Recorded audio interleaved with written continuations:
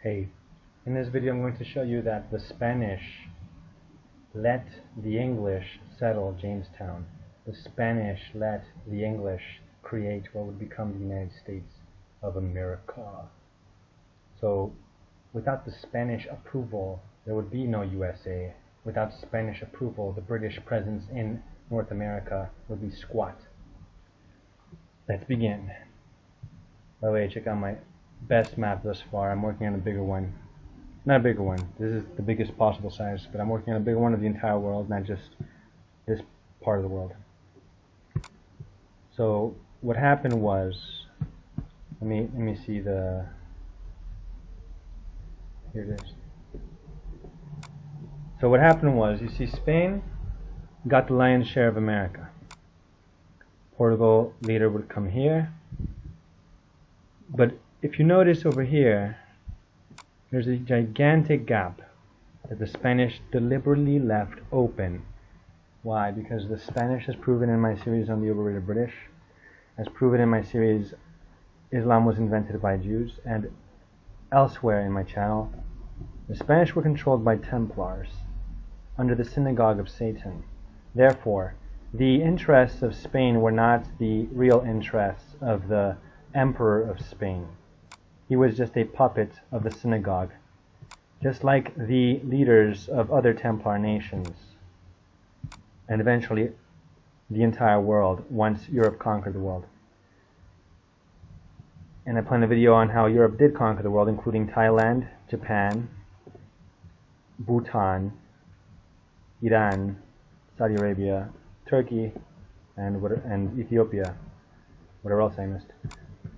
But I digress.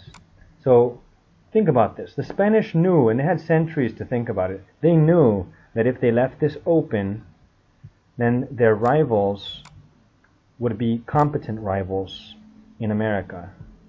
They would. Why would they leave this open? Why would you leave the gate open for your enemies, whom you had wars with to the death for centuries, from the beginning of the Protestant Reformation, which was created by the synagogue of Satan also. Martin Luther was only pretending to be anti-Jewish. He was serving the Jews. They divide and conquer. They knew that Europe would be catapulted to global hegemony, and so they wanted to make sure there would be checks and balances. In case anyone got out of line, they would be able to have someone nearby, like Portugal in South America, someone nearby to take over the rebels if they ever rebelled. This is also why China is divided. This is also why Korea is divided. This is also why Ukraine exists as its own country. This is also why Canada and the US are not united. This is also why Portugal is a thing.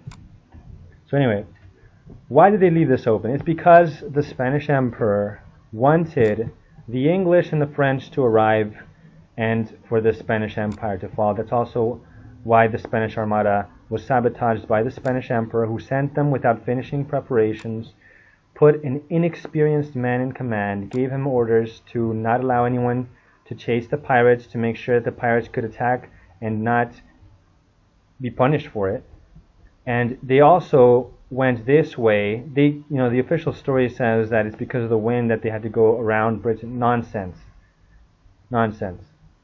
They had many options, and they chose the worst possible route because they wanted as much attrition as possible to reduce the Armada, to cripple Spain, and to ensure that France and England and Netherlands would have power also in the world of great significance, to rival the Spanish, to make sure that the Spanish would not be number one, because the Spanish were getting too powerful.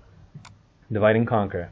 So let's look at another image to talk about. The Spanish explored places that most people think were only discovered by the English. No, the English were here after the Spanish. So the Spanish explored around here. They actually went further north, especially by sea. This is a reconstruction, two reconstructions of the possible route that De Soto took, this conquistador. Let's see. Then we have this map, which is more detailed. Imperio Español, here you see this color in this line That means the shoreline explored by the Spanish, or the Proto-Spanish, los Castellanos. This is the Portuguese exploration of coasts, which is why you have China explored by Portugal, but you have these islands by the Spanish. Although the Portuguese were here first, I think. They traded lands. The Spanish got this part of the Portuguese realm, and in return, Brazil was given more land, I think. So anyway, as you can see, the Portuguese explored much of what would be Canada, and the Spanish explored what would become the United States in the East Coast and entirely in the West Coast, except for some of Alaska, which was Russian land by that point. This is this covers different time periods. So, as you can see, the Spanish had some forts here, but they did not invest much in this land. They had only a show of defense. It was just a pretext to say, "Oh, see, we are defending." No, you're not. You would rather, the Spanish were over here instead of defending. This is supposed to be a shield, but instead of making a shield against these people, the Dutch, the French, and the British, instead of making a shield against them to make sure the Spanish would control all of the land, no, they left it very vulnerable, very weak.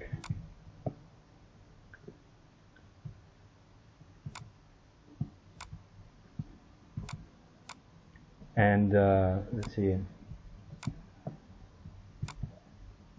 Now let's look over here at the Treaty of London, 1604. 1604, important.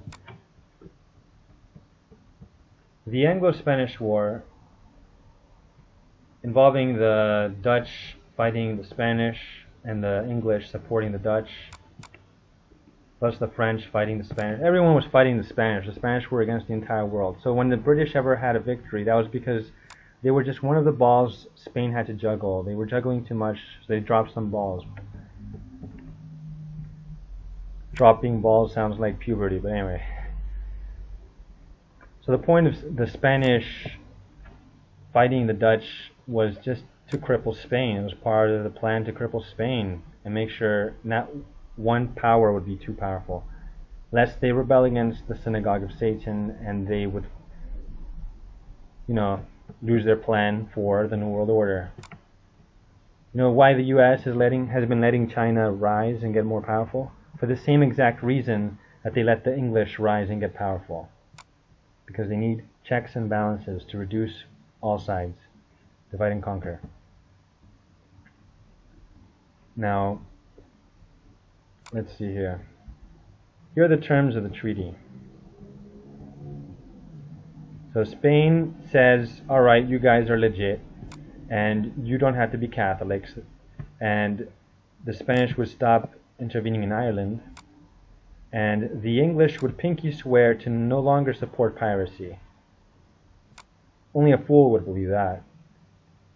The English Channel would be open to Spanish shipping.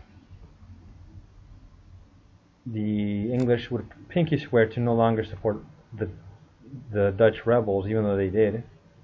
So that's nonsense. Who would agree to that? And ships of both countries could use the seaports of the other party to get provisions and stuff. That's redundant, you know what I mean. So this right here, this part of the Treaty of London of 1604, enabled for the establishment of Jamestown. Prior to Jamestown was the Roanoke colony, which failed. However, the Jamestown colony succeeded because the Spanish approved of it. Es gracias a los españoles que ustedes existen, gringos. In this Wikipedia, which is in English and therefore anti-Spanish because of the black legend pervading everything English, I'm not even exaggerating. It says here,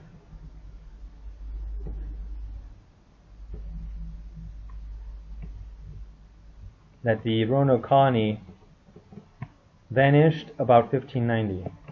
That was before the Treaty of London.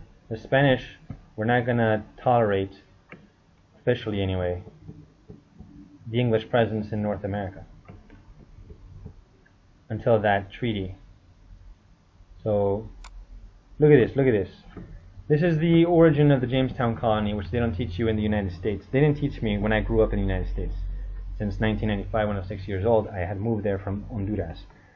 It says here, late in 1606, English colonists set sail with a charter from the London Company to establish a colony in the New World. The fleet consisted of these ships, including Discovery, which is a joke because they were not going to discover anything. The Spanish were there first, losers. And Godspeed, all under the leadership of... Oh, you're talking about the Vikings? The Vikings weren't in Virginia. The Spanish were there first. And Godspeed, all under the leadership of Captain Christopher Newport.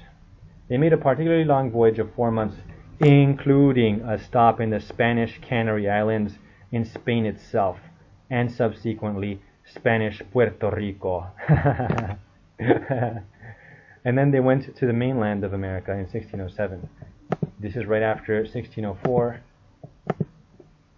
3 years later, basically, after that treaty where the Spanish would approve of the English presence in the New World. Nonsense. Absolute nonsense. But after that treaty, then they were allowed to go there.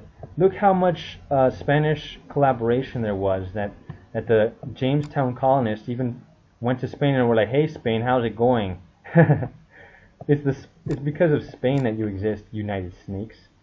And also, in the Revolutionary War against the British, what was the guy's name, the Spaniard who helped? The French helped more, but the Spanish did too.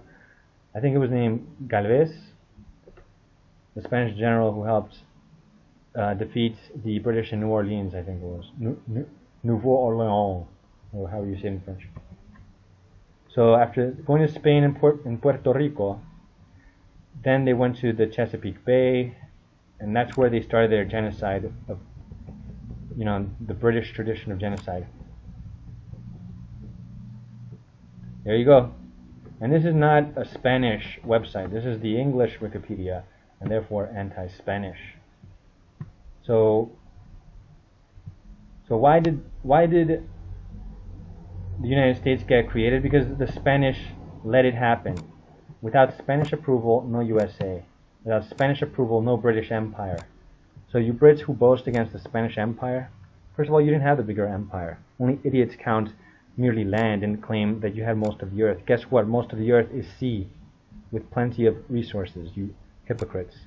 You sing of ruling the waves. Spain ruled more. You had to share every single ocean with the Dutch, with the Russians, with the Spanish, with the Portuguese, with the French, with the Japanese. You guys are overrated exceedingly. Without the Spanish, you would be nothing. The Spanish went around the world when you were still stuck in your gloomy islands, you pathetic Brits. Hail Iberia. Iberia ruled more waves. Perdedores.